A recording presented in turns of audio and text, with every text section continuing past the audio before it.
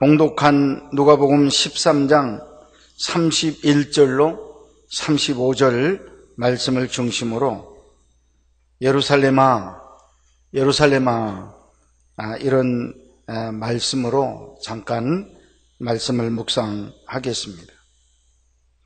오늘은 정확하게 6.25 전쟁 기념 67주년 되는 날이면서 또 주일입니다.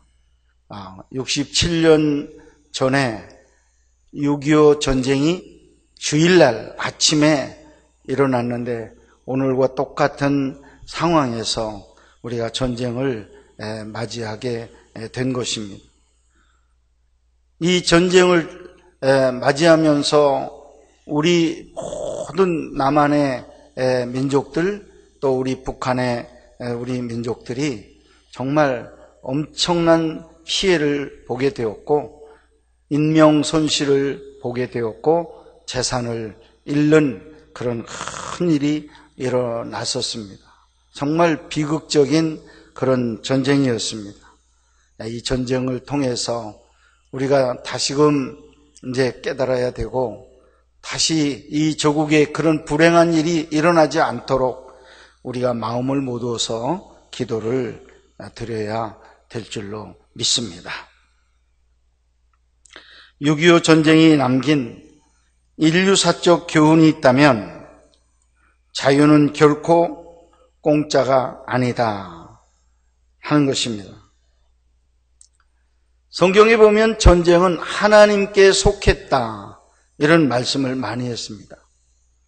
2, 3일 동안 우리가 새벽마다 묵상했던 큐티 말씀에 전쟁 군인 수가 훨씬 더 작았던 이스라엘 나라 아합의 군대와 그 옆에 큰 나라 아람 나라의 군대는 이거는 비교할 수 없을 만큼 이제 아람 나라 군대가 더 군인 수가 많고 물자가 더 강했습니다. 그럼에도 불구하고 하나님께서는 이기게 하실 것을 먼저 예언하시는데 한 선지자를 보내서 아방에게 내가 적은 숫자로 인하여 걱정하고 근심하느냐 좌절하느냐 할 필요 없다. 내가 오히려 그 아람 나라를 이기게 될 것이다 하는 그런 예언의 말씀을 주십니다. 여러분, 우리는 전쟁 물자 군병력 숫자에 의해서 이기고 지는 것으로 대개 판정을 내리지만은 하나님은 여전히 말씀하십니다. 전쟁은 내게 속했다. 내가 손을 들어주는 쪽이 이긴다. 그런 말씀이에요. 할렐루야. 우리 하나님께서 최종적으로 간섭하시고 역사하십니다. 그게 성경의 큐티 가운데 우리가 보았던 이야기고 6.25 전쟁 속에서 그렇게 엄청난 이북의 군 병력을 우리가 물리치고 우리 남한만이라도 이 자유 누리면서 살게 된 이유가 하나님께서 함께 해주셨기 때문에 가능했다는 사실 믿으시기를 바랍니다. 기독교에는 국경이 없지만 기독교인에게는 조국이 있고 나라의 백성으로 조국을 위해 기도하는 것은 거룩한 책임이 아닐 수 없습니다. 예수님도 당시 이스라엘 유대 민족의 구성원으로서 망해가는 조국 이스라엘과 수도 예루살렘이 정말 멸망하는 그런 모습을 예견하고 탄식하며 기도한 내용이 오늘 본문에 나타나 있습니다. 예수님의 큰 제자 바울 사도도 마음에 그치지 않은 고통으로 자기 민족을 위해서 기도한다고 고백하고 있습니다. 그러면 오늘 6.25 전쟁 기념일 67주년을 맞이한 우리 교회, 우리 성도들, 이 민족을 위해서 어떻게 기도를 해야 될 것인가 오늘 말씀을 통해서 잠시 묵상하고자 하는 것입니다. 큰 기도 제목 두 가지 우리가 잊을 수가 없습니다. 이 기도 제목을 우리는 항상 기도해야 될 것입니다. 첫째는 지금 우리나라, 중국과 미국, 일본 이 강대국 사이에 끼어 있는 반토막자리 여전히 이제 유지하고 있는데, 여러 나라에 정말 힘이 지금 영향을 지금 미쳐오고 있습니다. 이런 가운데서 우리가 하나님 앞에 기도해야 되는 것은 계속해서 자유롭고 안전한 나라가 되게 해달라 하는 그런 기도를 더 힘있게 기도해야 될 줄로 믿습니다. 이 첫 번째 기도 제목은 민족의 육체적인 구원을 위한 기도라고 할 수 있습니다. 저는 이 첫째 기도 제목에서 자유와 안전이라는 두 개의 단어를 함께 사용했습니다. 자유한데 안전하지 못하다면 그 자유 자체가 불안한 자유일 수밖에 없고, 안전을 한데 자유하지 못하다면 그 안전은 비굴한 생존일 수밖에 없습니다. 그래서 우리는 언제나 우리 조국이 자유롭고 안전한 나라가 되도록 힘써 기도해야 될 줄로 믿습니다. 그리고 우리의 후손인 다음 세대들이 그런 나라에서 살아가도록 기도해야 할 것입니다.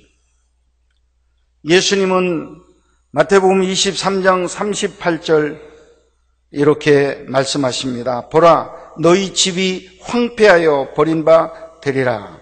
마태복음 24장 2절 계속해서 말씀하십니다. 예루살렘 성전을 향하여 돌 하나도 돌 위에 남지 않고 다 무너뜨려 지리라. 이렇게 망해 갈 예루살렘의 성전, 예루살렘 성을 바라보면서 예언하는 그런 말씀이 있습니다. 이 말씀은 문자 그대로 역사 속에서 이루어졌습니다. AD 70년 로마의 티토 장군이 이끄는 군대, 그 강한 군대를 통해서 이스라엘은 침공을 받았고 예루살렘은 완전하게 파괴가 되었습니다. 예루살렘 성전 그대로 돌 위에 돌 하나가 첨놓이지 않도록 그 돌을 다 무너뜨려 성전을 완전히 무너뜨렸다는 그런 역사적인 사건입니다. 여러분, 이 사건은 유대인 전체에 잊을 수 없는 사건입니다. 그래서 이스라엘 백성들은 그 성전 북쪽 한 모퉁이 벽 쪽을 향해서 모든 그 유대인들이 울면서 벽을 치면서 기도를 한다고 그렇게 말을 합니다. 어떻게 이 민족이 이런 일을 당했습니까? 어떻게 해야 이 민족이 이제 다시 일어날 수 있습니까? 하면서 통곡의 벽에서 눈물로 기도하는 것은 그날의 티토 장군의 그 전쟁을 잊을 수가 없다는 그런 의미로 우리가 해석을 할 수가 있는 것입니다. 여러분, 아까도 말씀드렸던 대로 우리나라 남북한 인명 손실과 또 미국을 위시한 유엔군의 인명 손실을 비롯해서 엄청난 재산 손실이 있었던 그야말로 세계적인 그런 기록을 세우는 그런 전쟁을 우리는 잊어서는 안 됩니다. 이스라엘 백성들이 통곡의 벽에서 눈물을 흘리며 그날을 회상하고 안타까워하고 재결심하는 그런 역사가 있는 것처럼 우리 민족도 기도가 그쳐서는 안 되리라 생각을 하는 것입니다. 이런 전쟁의 비극을 기억하는 우리라면 다시는 이런 비극이 없도록 자유와 안전, 안보가 보장되는 미래의 조국이 되도록 기도해야 할 것입니다. 두 번째 기도 제목은 우리나라가 영적인 나라가 되도록, 메시아를 영접하는 나라가 되도록 기도해야 될 것입니다. 이 두 번째 기도 제목은 민족의 영적인 구원을 위한 기도라고 할 수가 있습니다. 우리 몸은 크게 나누면 육과 영, 이렇게 두 가지로 나뉘어집니다. 하나님은 육도 지으시고 영도 우리에게 넣어주셨어요. 어느 한쪽만 사랑하시는 분이 아니에요. 두 영과 육이 함께 어우러져서 하나님의 성전을 이루고 그 성전이 강건하기를 하나님께서 축복하시고 원하신다 하는 그런 사실입니다. 하나님은 특별히 영적으로 우리나라가 정말 영성이 넘치는, 믿음이 넘치는 그런 나라가 되기를 원하시고 있습니다. 본문 말씀 34절에 보면 예루살렘아 예루살렘아 선지자들을 죽이고 내게 파송된 자들을 돌로 치는 자여, 암탉이 제 새끼를 날개 아래에 모음같이 내가 너희의 자녀를 모으려 한 일이 몇 번이냐 그러나 너희가 원하지 아니하였도다 하는 탄식의 기도가 나와 있습니다. 구약의 선지자들의 가장 중요한 메시지가 무엇입니까? 오실 메시아를 영접할 준비를 하라는 것입니다. 구약의 모든 선지자들은 앞으로 메시아가 오니까 그를 맞이하라, 맞이할 준비를 하라. 그 선지자들의 끄트머리에 나온 사람이 세례 요한입니다. 구약 선지자의 마지막 사람이 세례 요한인데 뭐라고 말합니까? 천국이 가까이 왔다. 천국을 맞을 준비를 해라. 이렇게 외치고 있습니다. 모든 선지자들의 메시지는 하나님으로 이 땅에 오시는 예수를 너희들이 맞이하라는 얘기예요. 예수를 맞이하라, 영접하라. 그래서 믿는 자가 되고 하나님의 자녀들이 되라 하는 그런 메시지를 주시고 있는 것입니다. 사실 이스라엘이 오실 메시아를 영접하고 하나님을 진실로 경외하는 민족이 되었다면 그 자체가 민족의 번영을 약속받는 것입니다. 그러나 불행히도 당시의 이스라엘 민족은 예수님을 메시아로 받아들이는 일에 무관심 내지는 적대적이었습니다. 선지자들을 돌로 쳤습니다. 예수님을 거부했습니다. 거부한 것뿐만 아니라 예수님을 죽이는 일을 함으로써 영접하기를 원한 하나님 그 뜻을 완전히 배신하는 그런 민족이 이 유대 민족인 것입니다. 예수님 그 자체를 민족의 위기로 보셨습니다. 오늘 본문에서 예수님께서는 마치 암탉이 병아리를 자신의 날개 아래에 품듯 자기 민족을 품고자 하였다는 것입니다. 지금 예수님은 자기 민족이 정치 사회적으로 그리고 영적으로 위기에 처한 것을 보셨던 것입니다. 그래서 예루살렘아 예루살렘아 안타깝다. 이제 망하고 무너지고 터지는 이 모습이 곧 나타날 걸 생각하니까 너무 내 가슴이 미어진다. 그런 탄식의 기도가 오늘 말씀에 예루살렘아 예루살렘아 이렇게 부르짖어 기도한 것입니다. 요한복음 1장 11절 자기 땅에 오매 자기 백성이 영접하지 아니하였다라고 말했습니다. 그러나 만일 그들이 그 당시 예수님을 메시아로 기쁘게 영접했다면 어떻게 될 것인가? 12절 영접하는 자 곧 그 이름을 믿는 자들에게는 하나님의 자녀가 되는 권세를 주셨으니 자녀가 되었을 것입니다. 하나님의 사랑받는 자녀가 되었을 것입니다. 유대 민족은 하나님의 영원한 보장을 받고 번영을 받는 하나님의 축복을 받는 민족이 됐을 겁니다. 어려운 시련들은 다 물러갔을 것입니다. 그러나 그 예수를 거부하고 그 예수를 영접하지 아니하고 죽이는 일로 말미암아서 유대 민족의 정말 엄청난 시련이 지금까지도 이어지고 있는 것을 우리가 안타깝게 생각하는 것입니다. 예수님과 동시대에 살며 예수님의 가장 큰 제자가 된 사도 바울이 큰 기도 제목을 본받게 되었습니다. 누구를 통해서? 예수님을 통해서 본받게 됐습니다. 로마서 10장 1절 이렇게 기도합니다. 형제들아 내 마음에 원하는 바와 하나님께 구하는 바는 이스라엘을 위함이니 곧 그들로 구원을 받게 하려 함이라. 자기 민족이 구원받는 일, 하나님의 백성이 되는 일을 위해서 끊임없이 눈물로 예수님처럼 기도한 사람, 누구? 사도 바울입니다. 민족의 구원을 이루어 주시옵소서. 우리 민족이 예수를 믿는 1등 민족이 되게 해 주시옵소서. 그렇게 기도를 드리고 있습니다.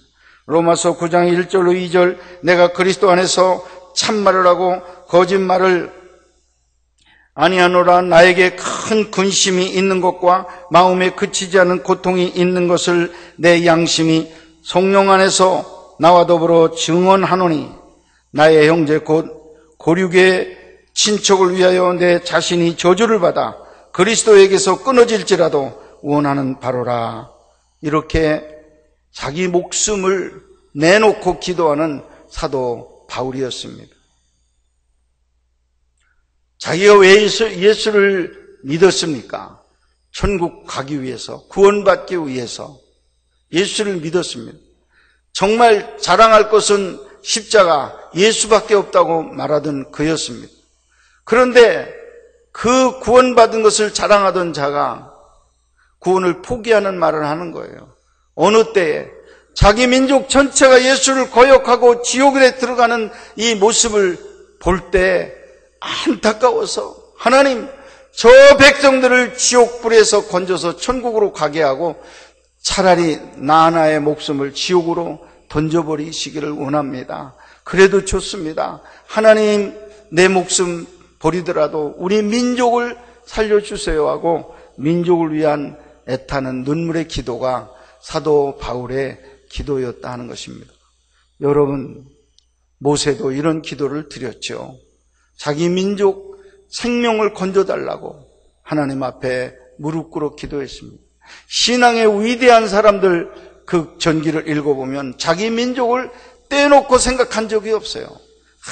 항상 자기, 그리고 자기 민족, 그걸 함께 품에 안고 기도한 것을 볼 수가 있습니다.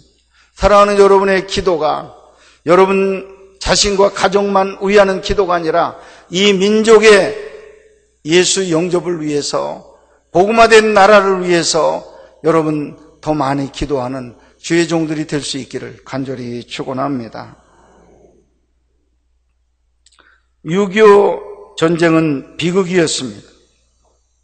그러나 어떤 의미에서는 민족의 새로운 희망의 시작이기도 했습니다. 사실 1907년 평양 대부흥 이후 한국교회가 본격적으로 부흥한 역사는 6.25 직후였기 때문에 그렇습니다. 여러분, 없어야 주님을 찾아요. 고난 받아야 아이고 하나님 하고 돌아옵니다. 그래서 6.25 전쟁이 우리 민족을 깨우친 전쟁이에요. 고생은 많이 하고 이런 것도 너무너무 많았지만은 그 일을 통해서 교회가 부흥이 됐다는 거예요. 6.25 전쟁 이후로 교회마다 차고 넘쳤습니다. 하나님을 찾는 소리, 기도원에 가서 부르짖는 소리 가득히 차고 800만 기독교인이 되었다. 1000만이 되었다. 여러분 1200만까지 여러분 우리 한국 기독교 신자 수가 된다는 발표를 들었었습니다. 지금은 그 이하로 내려갔어요. 여러분, 이런 부흥은 6.25 전쟁을 만났기 때문에 이런 일이 일어나게 된 것입니다. 6.25 전쟁 속에 리더십을 발휘한 이승만 대통령의 중요한 민족적인 기여 중 하나는 한경직 목사님 등의 청원을 수용하여 우리나라 군대 안에 군목제도를 처음으로 실시하고 군과 학교, 신앙 강연에 가능하도록 했다 하는 것입니다. 이승만 대통령이 예수를 믿는 장로님이셨습니다. 6.25 전쟁 이후 군 안에 군의 설교를 할 수 있는 군목을 만들었습니다. 그래서 마음껏 교육하고 마음껏 설교를 했어요. 예수를 전파했어요. 그 일이 한국의 이 교회 부흥을 일으키는 일의 밑바닥이 되었다 하는 것입니다. 이런 지도자가 지금 없어요. 나타나야 됩니다. 여러분 더 많이 기도하셔서 한국에 이런 지도자 더 주셔서 계속해서 한국교회가 더 부흥할 수 있는 기틀을 마련해 달라고 하나님 앞에 더 기도하시기를 간절히 바랍니다. 6.25 전쟁을 승리로 이끈 미국 사람 메가더 장군에 대한 이야기도 우리는 잊을 수가 없습니다. 그가 한국전 참전하면서 이런 기도를 남겼다고 합니다. 하나님, 또 하나의 전쟁을 원하지 않습니다. 그러나 저 작은 한반도 땅에 하나님의 의를 전할 수 있다면 기꺼이 저를 써 주시옵소서. 자기가 한국 땅에 쓰임받는 존재가 되게 해달라고, 하나님의 나라, 의로운 나라가 되는 일을 위해서 자기가 이 나라에 가서 싸워서 그 나라 만들 수 있게 해달라고, 그렇게 이 나라를 위한 기도를 드리고 우리나라에 와서 전쟁을 지휘했다 하는 것입니다. 여러분, 서울을 빼앗겼다가 다시 수복한 다음에 이 환도 행사 하는 중에 메가더가 유명한 말을 했다고 합니다. 이 행사 여러 가지 순서 중에 주기도문을 좀 넣었으면 좋겠습니다 하고, 외국 사람이 한국 민족을 생각하면서 하나님 기뻐하시는 기도 주기도문을 좀 넣자고 하는 주장을 했다, 그런 이야기가 있습니다. 우리나라 사람이 아니면 외국 사람이라도, 외국 사람 아니면 우리나라 안에서 많은 지도자들이 이 나라의 영성을 위해서, 믿음을 위해서, 성시화를 위해서 크게 헌신할 수 있는 사람이 계속 줄을 이어서 나올 수 있도록 더 기도하시는 여러분 되시기를 간절히 축원합니다. 내일의 역사를 위해서 우리는 또 한 번 주께서 우리 민족 가운데 하나님 나라를 이루는 일에 헌신할 지도자를 일으켜달라고 기도해야 할 것입니다. 지금이야말로 민족의 영적 부흥과 구원을 위해 기도할 때입니다. 여러분, 핵으로 인해서 우리 강대국 사이에서 참 우리나라가 어떻게 이제 처신을 해야 될지 모르는 이런 위치에 있습니다.